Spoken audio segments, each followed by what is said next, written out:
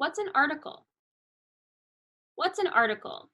I was asking myself this very question in the post office yesterday, standing in line waiting to sign for, as it so happens, an article, a postal article, not the postal article.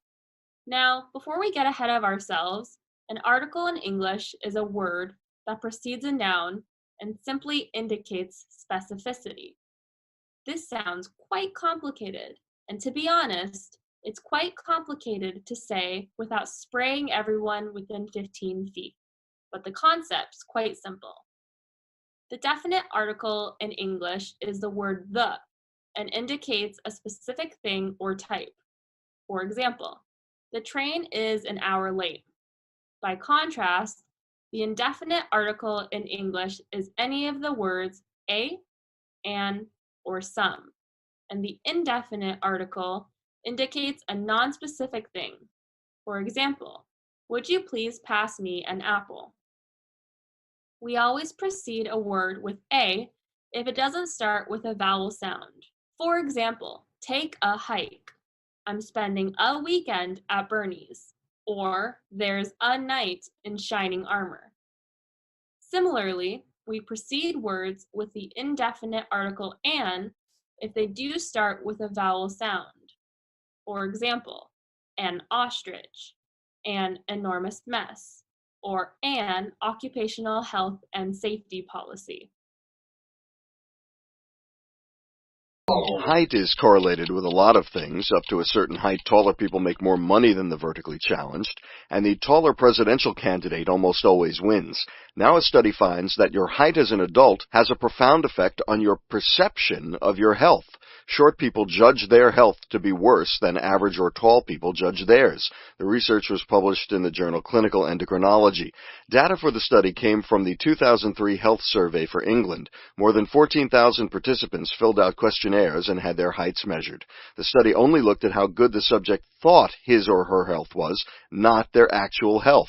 Questions focused on 5 areas: mobility, self-care, normal activities, pain or discomfort, and anxiety or depression. Men shorter than about 5'4" and women shorter than 5 feet reported the worst impressions, but small increases in height at the low end had much bigger effects on perception than the same increases among taller people. Other studies have shown, ironically, that shorter people on average actually live longer. Thanks for the minute. For Scientific American's 60-Second Science, I'm Steve Mirsky.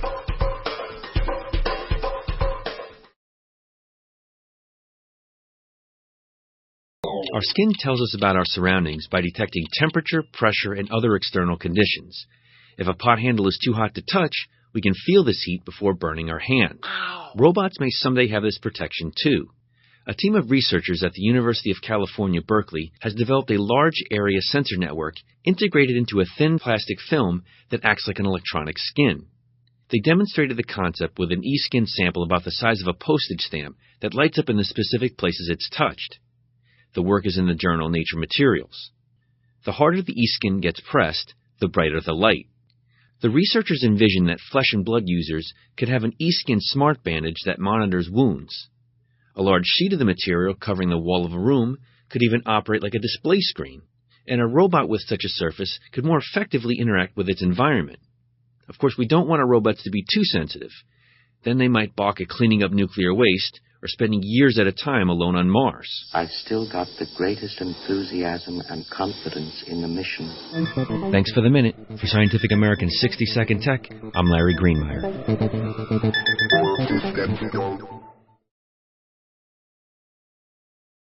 A book a day may keep dementia away, even if you read it as a kid, because a study finds that exercising the brain, at any age, may preserve memory. The work appears online in the journal Neurology. Previous studies have shown that engaging in brain-building activities is associated with a delay in late-life cognitive decline. But why?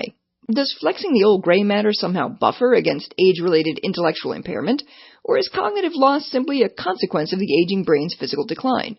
To find out, researchers questioned nearly 300 elderly individuals about their lifelong participation in intellectual pursuits, like reading books, writing letters, and looking things up in the library. Then, every year, for an average of 6 years until they died, the subjects took tests to measure their memory and thinking. What the researchers found is that folks who worked their mental muscles, both early and late in life, remained more intellectually limber than those who didn't, even when a post-mortem look at their brains revealed the telltale signs of physical decline. So if you're headed to the beach, don't forget a hat and a book, both to protect your head. Thanks for the minute. For Scientific American's 60-Second Science, I'm Karen Hopkin.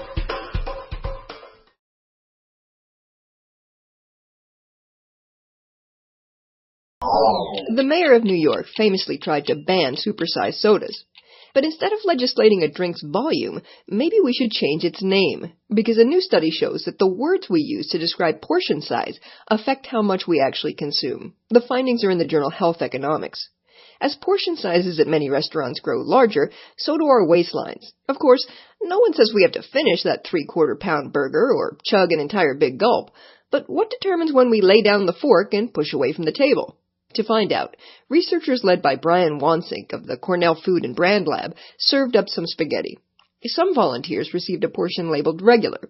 Others got a dish described as double size. Although both plates contained the same amount of pasta, people ate more when they thought their serving size was normal. Participants who thought they'd gotten the piggy-sized portion left 10 times more food on their plates. So if a big beverage were called, say, double the size of your stomach, maybe we'd think twice about draining every last drop. Thanks for the minute. For Scientific American's 60-Second Mind, I'm Karen Hopkins.